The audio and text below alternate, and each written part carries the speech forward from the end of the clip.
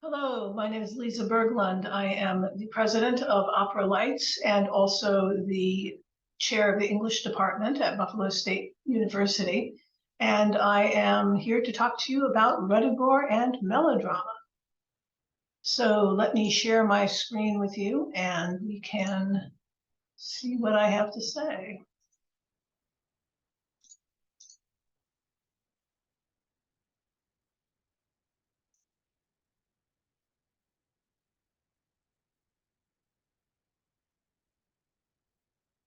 All right.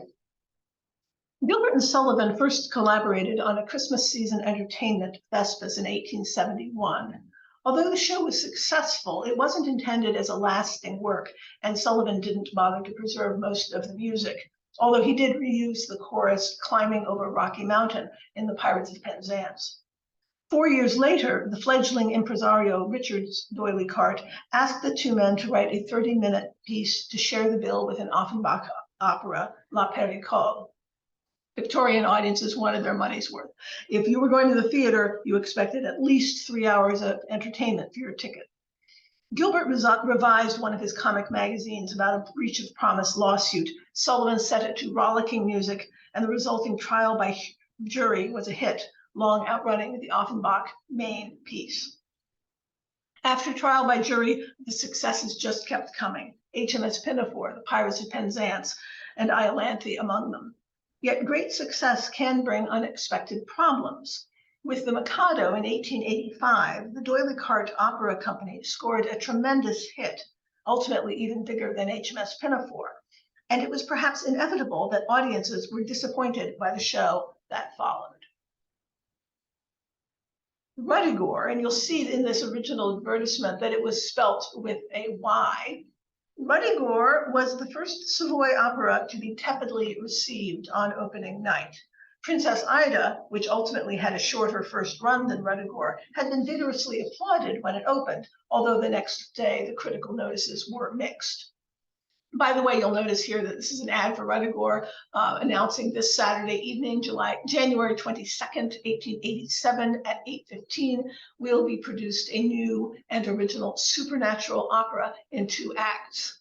But the illustration here is of the Pirate King from The Pirates of Penzance.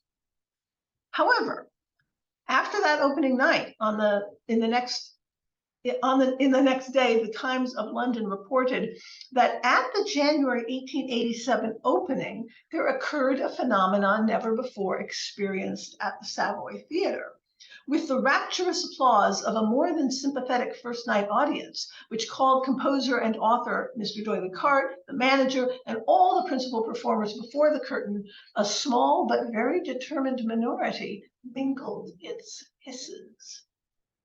Among the objections to the piece was the complaint that the title Ruddigore was offensive. It made British audiences think of the coarse term bloody. In response, Gilbert ruefully and sarcastically suggested that he would change the opera's name to Kensington Gore. Kensington Gore is a street in Hyde Park, but it is also, interestingly, the name for stage blood, although that was invented in the 20th century. He also suggested changing the name from Ruddigore or The Witch's Curse to Ruddigore or Not Quite So Good as the Mikado. But he took the criticism seriously enough to change the spelling of the title. Critics also complained that the second act was repetitive, which it was, and that the opera was too long, which it was. Gilbert and Sullivan significantly revised Ruddigore in response to the criticism, and it was further revised and heavily cut by the D'Oyly Carte Opera Company for its first revival in the 1920s. In recent professional and amateur productions, some of the cuts have been restored, and Ruddigore is generally now regarded as an excellent work, if indeed not quite as good as the Mikado. In this presentation, I'll be talking about how Ruddigore operates as a parody of melodrama, and I'll briefly describe its connections to 2 of Gilbert's earlier stage works, Ages Ago and a sensation novel. Along the way, I will point out some highlights to prepare you for when you, I hope, attend the Opera-Lytes production at Alleyway Theatre in Buffalo, New York, March 24th through April 2nd, 2023. Since our production hasn't opened yet, I'll be illustrating my talk with some rehearsal photos. As Ruddigore is not a well-known opera, let's begin with a plot summary. The opera begins as Dame Hannah tells the story of the Ruddigore family curse. Each baronet is required to commit a crime a day or perish in agony. 21 consecutive baronets have died under the curse because each of them finally rebelled and refused to commit the required crime. The present baronet, Sir Riven Murgatroyd, has faked his death and disguised himself as a farmer called Robin Oakapple, saddling his younger brother, Sir Despard, with the curse. However, Robin and his foster brother, Richard Dauntless, a sailor, fall in love with the same village maiden, Rose Maybud. When Rose chooses Robin, Richard betrays Robin's secret to Despard, who then exposes his true identity. Naturally, Rose refuses to marry a wicked baronet, so she leaves Robin for Richard. Despard, meanwhile, being a virtuous person, now that he has renounced his title, is reunited with the local Ophelia, Mad Margaret, whom he had once seduced and abandoned. That's Act 1.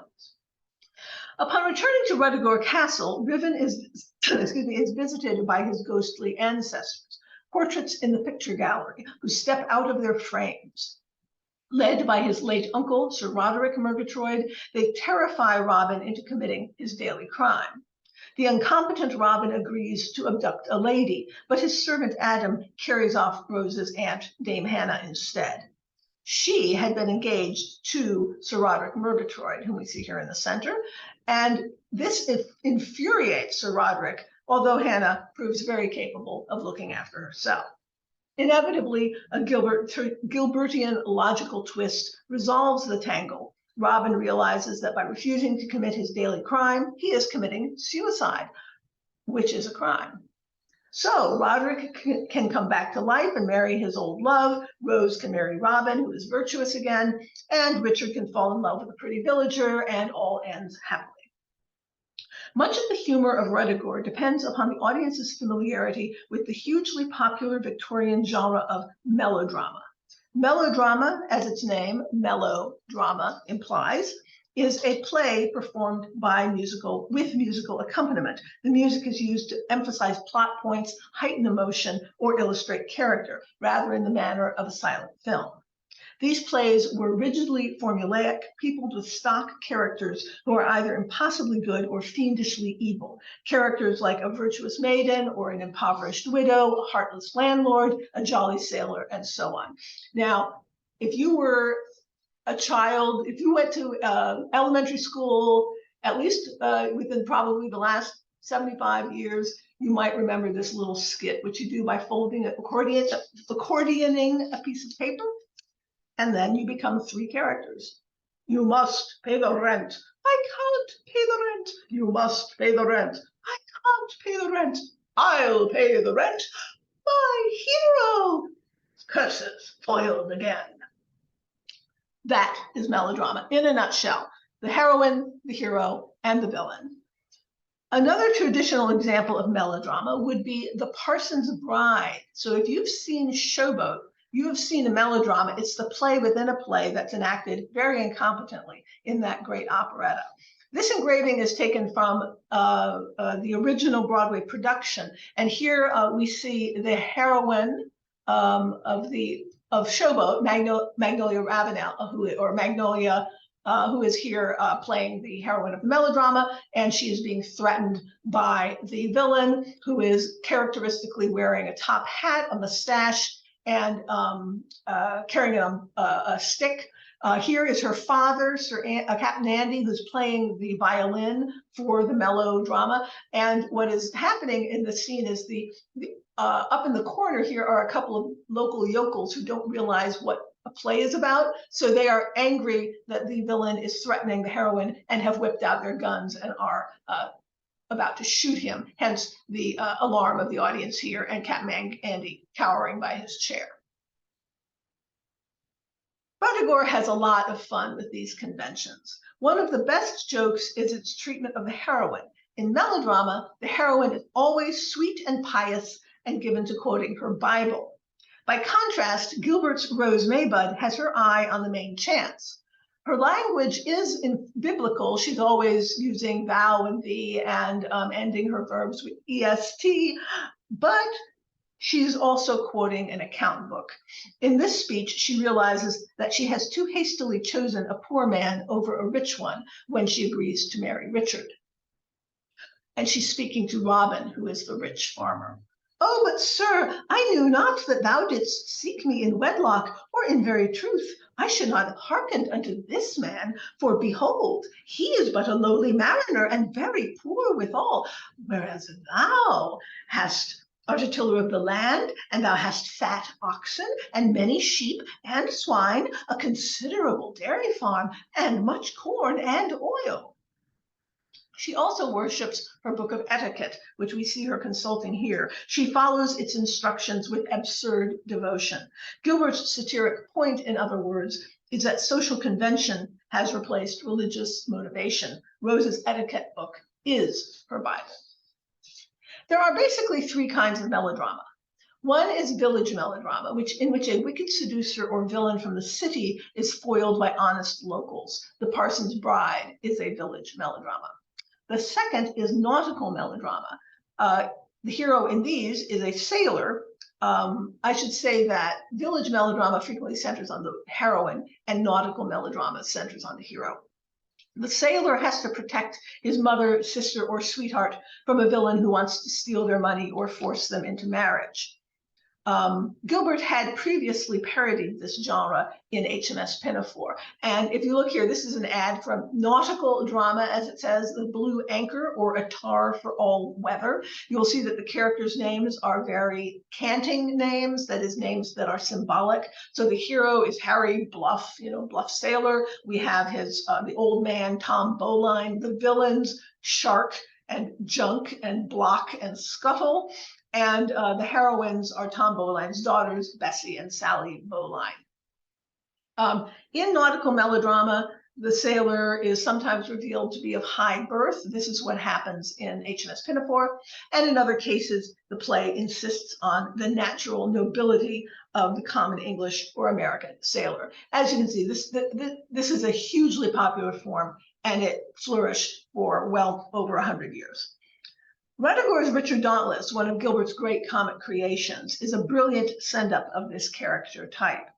Richard insists that he follows the dictates of his heart, as Rose follows her book of etiquette, but significantly, his heart always seems to tell him to gratify his own desires rather than help other people. For example, when he is presented with the opportunity of betraying Robin so that Rose will marry himself, Richard explains, "I knew 'twould blight thy budding fate, I knew 'twould cause thee anguish great, but did I therefore hesitate? No, I at once obeyed." The role of Richard was created by Durward Lely, who also created the roles of Earl Talaller in Iolanthe and Nanki Poo in The Mikado. It's worth noting that Gilbert was writing for a repertory company. The D'Oyly Carte Opera Company had a core of actors who performed for years with the group. And when he was writing, because of that, he knew the strengths and weaknesses of his performers, and he was able to write for the best work for the best performers. And I will say confidently, there are no better tenor roles in all of comic opera than the roles that Gilbert wrote for Durward Lely. Dick Dauntless was one of the parts and the performances that was singled out for praise on the opening night. The Times went so far as to print all three verses of Dick Dauntless's opening solo in its review, and to emphasize the comic contrast between the music, which it referred to as a rolling sea tune, and the words, which are a ironic description of a British ship encountering a French ship and turning and running away. The Times noted that the song was sung to perfection by Mr. Durward Lely, who in the ensuing hornpipe displayed almost superhuman agility. Lely, in fact, on hearing the song for the first time, had suggested to Gilbert that a character like Dick would break into a hornpipe afterward, and this is from a memoir. A few days later at rehearsal, Gilbert, without any preamble, said, "Lely, can you dance a hornpipe?" I was rather taken aback, as I had quite forgotten having spoken about one. So, trying to be funny, I suppose, I said, "Well, Mr. Gilbert, as the man said when asked if he could play the fiddle, I never tried, so I don't know." Gilbert answered quite seriously, "How soon can you know?" And Lely said, quite seriously, tomorrow.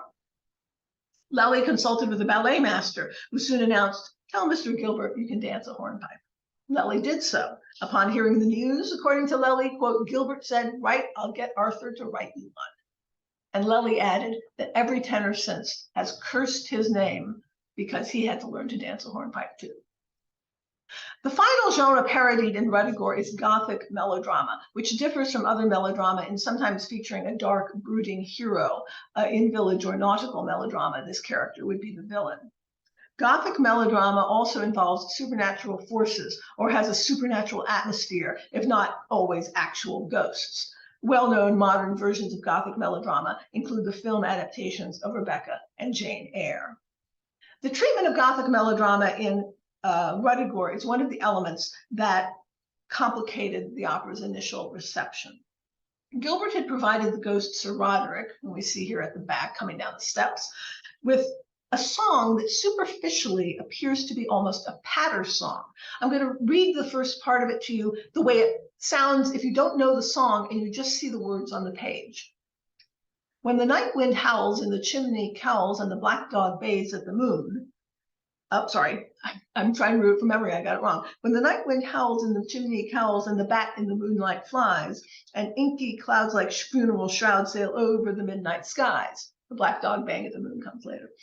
Well, the words are spooky, but the rhythm is bouncy, all those anapaests, very cheerful. But Sullivan responded instead by giving it a grand, serious setting, which is arguably comparable to the best of, say, Weber and Die Freischütz. Today, the Ghost's High Noon is considered one of Gilbert and Sullivan's triumphs, so it is worth remembering that early audiences thought poorly of the ghost scene. True, there were technical problems with the stage machinery, but reviews also objected to the disjunction between the parodic idiom that characterized the rest of the opera and the more operatic tone of the ghost scene. Victorian sticklers also objected to ghostly animation on religious grounds. And the finale, in which the dead Murgatroyds were allowed to come to life on the technicality that they had fulfilled the curse by effectively committing suicide, was regarded as distasteful and creepy. Gilbert bowed to contemporary disgust and revised the play so that only Sir Roderick was restored to life. That is the version that Opera-Lytes is following in our production. Regarding the Ghost's High Noon and Sullivan's serious treatment of what Gilbert may have intended as a comic song, it is interesting to see Gilbert and Sullivan moving, perhaps unconsciously, in opposite directions at this point in their collaboration. Sullivan, as you may know, was increasingly contemplating a serious career. In the few years, he and Gilbert would briefly go their separate ways, and he would write an unsuccessful grand opera, Ivanhoe. Perhaps Ruddigore illustrates some of that restlessness, that new direction. In contrast to Sullivan, who was continuing to grow as a composer, Gilbert could be described in Ruddigore as looking backward, although his wit remains as sharp as ever. What I mean is that Ruddigore relies heavily on two much earlier stage pieces. True, Gilbert often cannibalized earlier works. Of the Savoy operas to this point, Trial by Jury, The Sorcerer, HMS Pinafore, Patience, Iolanthe, and Princess Ida were all reworked from comic poetry, short stories, or plays from his youthful writing career. Only Pirates of Penzance and The Mikado are fully original. But Ruddigore has a particularly dense history of repurposing. For the animated portraits, it is dependent upon Ages Ago, a comic opera that Gilbert had written in 1869 for a company called the Royal Gallery of Illustration. With this title, by the way, the company was addressing Victorian bias against theatrical performance by implying that they were essentially a picture gallery, and Gilbert may have picked up on that idea for his opera. In Ages Ago, 5 family portraits from different centuries come to life, meet, mingle, fall in love, and ultimately find a way to help their modern descendants. It is an attractive piece, although the music by Frederick Clay is not particularly memorable. And one thing I really like in this illustration, you see here the 4 ghosts, but up at the top is the 5th portrait. He's a Kit Kat that is waist high, so he doesn't have any legs and he can't get out of his frame. He just can lean out and join the action that way. Together with Ages Ago, Gilbert also in Ruddigore was reworking material from 1871's Unsensation novel, another piece he wrote for the Royal Gallery of Illustration. In that operetta, the characters in a formulaic 3-volume sensation novel, what we today would call a thriller, are permitted to come to life at the end of each volume. And at this point, they interact under their true characters. The virtuous maiden reveals that she is in love with the wicked baronet who is persecuting her, and that she detests the pious Sunday school teacher with whom the novelist routinely pairs her, and so on. It is an amusing story, and while the original music no longer exists, new adaptations have been written, and the piece holds up rather well. So, Gilbert had been working on these concepts of the animated picture gallery and the thriller parody for nearly 20 years. Perhaps this explains why the first night audiences were less than enthusiastic. Ruddigore was not, as advertised, a new and original supernatural opera in 2 acts. But that may also explain why, despite its inauspicious debut, Ruddigore has become one of the most popular works in the Gilbert and Sullivan canon. I may have spent the last half hour explaining the minutiae of the parody of nautical versus village versus Gothic melodrama, but really the comedy in Ruddigore needs little explanation. Melodrama flourishes. The imaginative hold of Gothic is stronger than ever. And as we are routinely subjected these days to outrageous examples of performative virtue, we are grateful to laugh at its depiction on stage. No one needs a literary critic to explain the shallowness of a Rose Maybud or the hypocrisy of a Richard Dauntless. For that matter, our century is also well equipped, even better than Gilbert's, to connect to the brilliantly imagined group of characters I have not previously mentioned, Ruddigore's chorus of professional bridesmaids. If your niece is a bridezilla who is planning a destination wedding, send her a recording of Ruddigore. And thank you very much. I hope that you have a chance to see Ruddigore at the production that we are doing at Alleyway Theater in Buffalo, or your own local Gilbert and Sullivan Company's production. And there are also productions on YouTube, some of which are really excellent. I will just mention one, the animated Ruddigore, which is a 1-hour abridgment that is brilliant and features the voices of the great soloists from the Doyle Cart Opera Company in the 1960s. So enjoy Ruddigore, enjoy Gilbert and Sullivan, and thanks for watching.